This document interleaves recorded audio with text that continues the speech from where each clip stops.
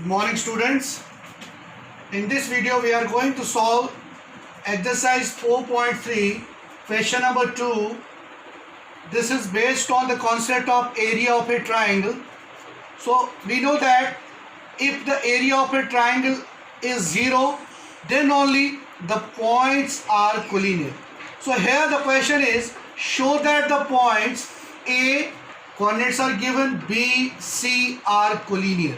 So हमको ये बताना है यहाँ पर कि ये जो पॉइंट्स दिए हैं ये कोलिनियर है. तो ये कोलिनियर कब होंगे? जब इनका एरिया 0 होगा.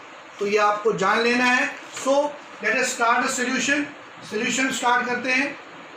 Area of a triangle, area of triangle A B C कैसे लिखते हैं? इंडिटरमिनेट्स में हम लिखते हैं मॉड्यूलस ऑफ, कैसे, हाफ, और डिटरमिनेंट्स में हम डालते हैं x1 y1 1, x2 y2 1, then x3 y3 1. तो ये किसके बराबर आ जाएगा आपका?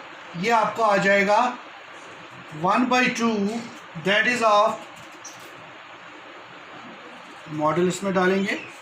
सो modulus of 1/2, then we have a comma b plus c, then v 1, then b c plus a 1, and c a plus b 1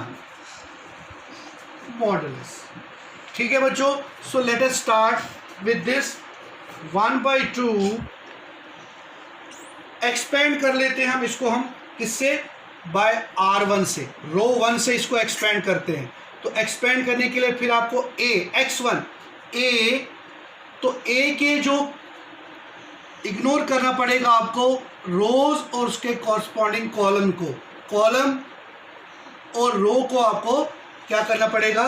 ignore. तो आपके पास क्या बचेगा? आपके पास ये वाला पोर्शन बच गया, that is c plus a 1 और a प्लस b 1. सो अब हम इसमें जब 2 × 2 हो जाएगा तो क्रॉस कर लेते हैं. तो क्या आ जाएगा? c plus a into 1, c plus a, then we have minus का साइन. सो माइनस जब फॉर्मूला में लगेगा इसका, minus a minus b.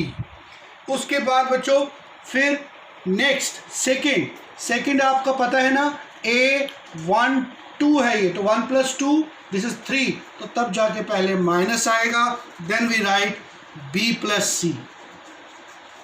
So again अब इसका कॉलम और रो को इग्नोर करना है. तो आपके पास क्या बचेगा? b और c 1 और 1, तो b 1 सा b माइनस c.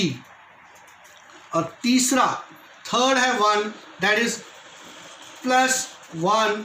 अब इसका कॉलम और इसका रो को इग्नोर करके b के साथ a प्लस b का क्रॉस, और यहाँ से तो आएगा ab plus B square minus C square minus C A. So ये आपके पास आ गए सारे. Now we have half, then we इसको मल्टीप्लाई दे देते हैं. माइनस ए और प्लस ए कैंसिल हो गया. सो आपके पास क्या बचेगा?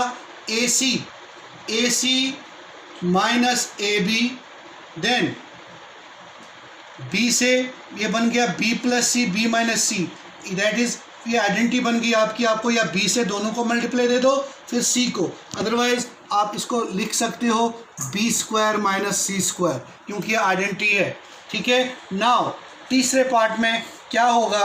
आपके पास प्लस 1 से, तो ये टर्म्स ऐसी की वैसी रहेगी. सो इसका आ गया आपके पास. नाउ नेक्स्ट अब क्या करेंगे? फोल लो इन सबको. आपके पास A C minus A B minus B square plus C square plus A B plus B square minus C square minus C ए.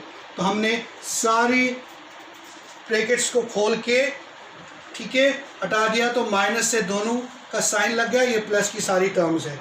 अब हम बच्चों क्या देखेंगे कि कौन सी टर्म कटती है इसमें या नहीं.